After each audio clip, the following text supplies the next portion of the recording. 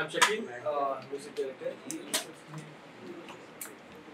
పుణ్య భూమి నా దేశం నమో నమామి, ధన్య భూమి నా దేశం సదా స్మరామి. నన్ను కన్న నా దేశం నమో నమామి, అన్నపూర్ణ నా దేశం సదా స్మరామి. మహాబహుల కన్న తల్లి నా దేశం, మహోజ్వైత చరిత కన్న భాగ్యోదయ దేశం నా దేశం. ఎక్కడుంది సార్ ఆ దేశం? మీకు కనపడుతుంది ఆ ఛాన్స్ లేదు. ఎంత నీచమైన స్థితికి మనుషులు మానవత దిగిపోతుందంటే, దిగజారిపోతుందంటే, పక్క స్టేట్స్ పక్క కంట్రీస్ ఎవరైనా సరే తిరుమల తిరుపతి దేవస్థానం ఉంటే దాని ఒక అంటే ఆ సౌండ్ వింటేనే, ఆ పేరు వింటేనే అందరూ ఒక వైబ్రేషన్.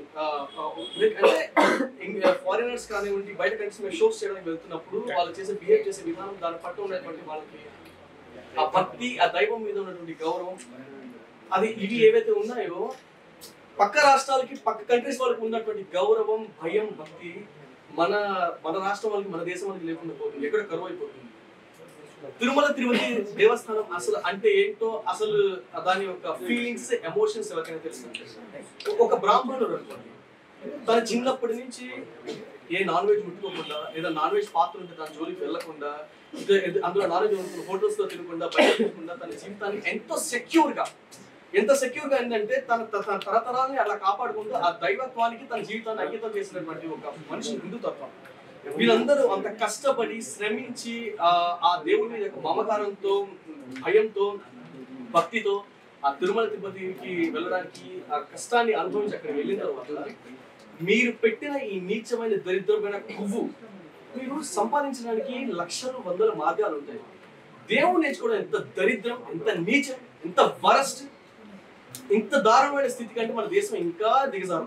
ఇంతకంతా కూడా దిగజారడానికి ఇంకేం లేదు మన దేశం. ఫస్ట్ ఆఫ్ ఆల్ అంటే మీరు ఏమైనా సంపాదించడానికి 100 మార్గాలు, ఎన్నో మార్గాలు ఉన్నాయి మీకు. పక్క కంట్రీస్కి వెళ్ళి సంపాదించండి, ఇక్కడ చేయండి, అక్కడ చేయండి. కానీ దేవుడితో వ్యాపారాలు చేయాలనుకోవడం అంత నీచమైన దరిద్రమైన స్థితి మన దేశానికి వస్తుందని, ఇలాంటి మనుషులు మన దేశంలో ఉంటారని చెప్పి ఎవ్వరు ఎక్స్పెక్ట్ చేయలేదు. నిజంగా మనం ఇందులో సిగ్గుపడాలి. ఇలాంటి మనుషులతో కలిసి మన జీవితాన్ని కొనసాగిస్తున్నాం. మీరు అనుకుంటున్నారు హిందువులు ఒక్కరే బాధపడుతున్నారు, హిందువులు ఒక్కరే కాదు, అందరూ. ఈ దేశం అంటే ఏంటంటే హిందూ, ముస్లిం, క్రిస్టియన్, సిక్ అందరూ, ప్రతి ఒక్కరు వీళ్ళందరూ కలిస్తేనే ఈ భారతదేశం. ఈ దేశం వాళ్ళొక్కరే కాదు బాధపడేది. ప్రత్యేకంగా స్పెషల్ గా మొదటిగా బాధపడేది ఇతర కులస్తులే, ఇతర మతస్థులే. క్రిస్టియన్స్ బాధపడుతున్నారు. మీరు అనుకుంటున్నారు క్రిస్టియన్స్ హ్యాపీగా ఫీల్ అవుతున్నారు. నో, ఎవరు హ్యాపీగా ఫీల్ అవడం లేదు. వాళ్ళే బాధపడుతున్నారు ఫస్ట్, తర్వాత ముస్లిమ్స్ బాధపడతారు. ఎందుకంటే మీలాంటి కొంతమంది వ్యక్తుల వల్ల వాళ్ళకి సంబంధించిన వ్యక్తులు ఇలాంటి చేశారని చెప్పి మీలాంటి వ్యక్తులు వాళ్ళలో ఉన్నందుకు వాళ్ళు ఫీల్ అవుతారు ఫస్ట్. ఎందుకంటే ఫస్ట్ ఆఫ్ ఆల్ దేశాన్ని ముందుకు తీసుకెళ్లాలంటే ఇలాంటి నీచమైన దరిద్రమైన స్థితిలో మేము నాయకులు, గొప్ప మనుషులు, గొప్ప ఇది అని చెప్పుకుంటే కుదరదు. ఎప్పుడైనా సరే ఇతర మతస్థులు అంటే ఏంటి, మతం అంటే ఒక మనిషికి ఏంటి, కన్న తల్లితో సమానం. నీ మతం నీకు కన్న తల్లి, పక్క మతం వల్ల నీకు వేషనా, అంత నీచమా? మీరు ఏ పార్టీలు ఏదో అది మాకు అనవసరం. ఫస్ట్ ఆఫ్ ఆల్ అంటే హిందువుల యొక్క మనోభావాన్ని, వాళ్ళ యొక్క ప్రేమని, వాళ్ళ యొక్క దైవత్వాన్ని, వాళ్ళ యొక్క ఫీలింగ్స్ ని, ఎమోషన్స్ ని మీరు గన్ పెట్టి, రివాల్వర్ పెట్టి కాల్చినట్టు చంపేశారు. ఎందుకంటే ఆ ఒక లడ్డుని తెచ్చుకొని 10 మందికి పంచుతారు ఇంటికి. అది మీకు ఒకటి తెలుసా? శ్రీవత్స వక్షసం శ్రీశం శ్రీలోలం శ్రీకరగరం శ్రీనిధిం శ్రేష్టం శ్రీనివాసం భజామ్యహం అంటే ఏంటో తెలుసా?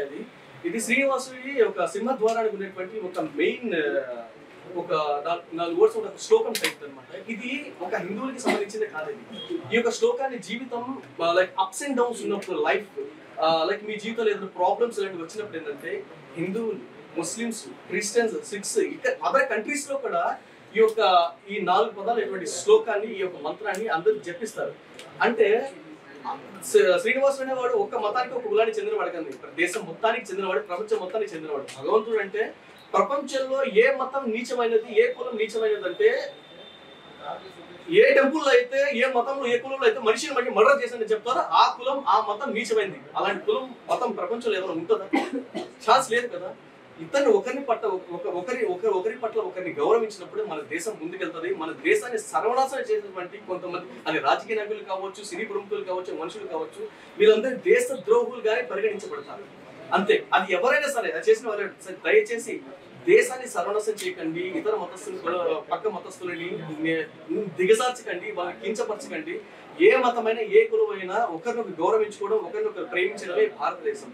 సో దయచేసి ఇలాంటి నీచమైన దరిద్రమైన విషయానికి పాల్పడే ముందు నువ్వు ఎక్కడ పుట్టావు, ఎక్కడ పెరిగావు, ఎక్కడ చస్తున్నావు, ఎక్కడ శిథిలమైపోతున్నావు అనేది గమనించు.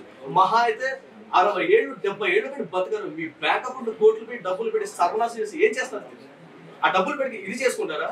దాన్ని మళ్ళీ ఈ టాపిక్ ని డైవర్ట్ చేయడానికి మళ్ళీ వేరే వేరే కేసులు, వాళ్ళ మనుషులు, ఇవన్నీ ఈ చెత్త నీచం దరిద్రం ఇక్కడి నుంచి ఆపేసేయండి. దయచేసి నిజంగా దేవుడితో వ్యాపారం చేయడం ఇంక నుంచి అయినా మానేయండి. మీరు ఆనుతారని ఆ నమ్మకం కూడా నాకు లేదు. ఎందుకంటే ఒక దగ్గర పోతే ఇంకో దగ్గర పోతే ఇంకో అది స్టార్ట్ అవుతూనే ఉంటుంది. సో ఇంతవరకు హిందువులందరూ వాళ్ళంతా మనోభావాలు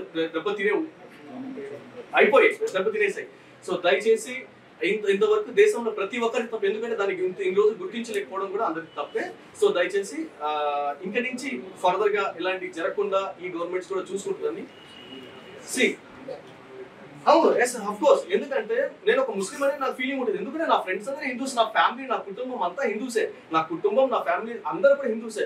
వాళ్ళ ఫీలింగ్స్ కూడా, వాళ్ళ ఎమోషన్స్ కూడా మాయే కదా. ప్రతి ఒక్కరి ఎమోషన్స్ ఫీలింగ్ కదా.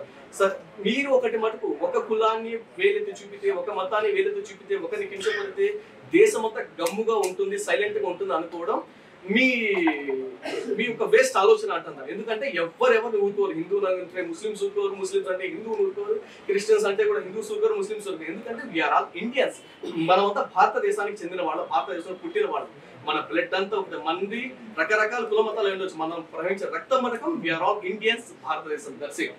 Love you all. Thank you so much.